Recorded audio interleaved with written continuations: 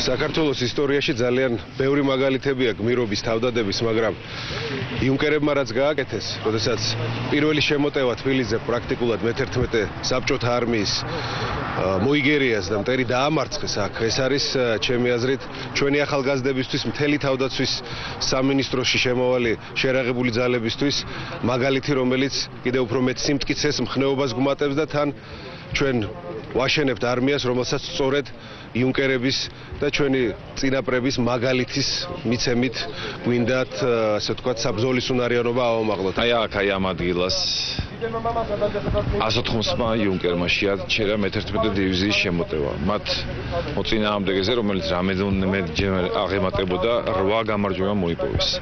ამიტომ ეს არის ჩვენთვის მაგალითი თავგანწირვის, სამშობლოს სიყვარულის, მამაცობის, გმირობის და როგორც ეს დღე ჩვენთვის არის ტკივილი, ასევე არის სიამაყის გზნობა. ეს არის კარგი გაკვეთილი ჩვენი ჯარისკაცებისთვის, თუ როგორ უნდა დავიცოთ ჩვენი სახელმწიფო და როგორ უნდა გამოვიჩინოთ სიმამაცე და სიმტკიცე.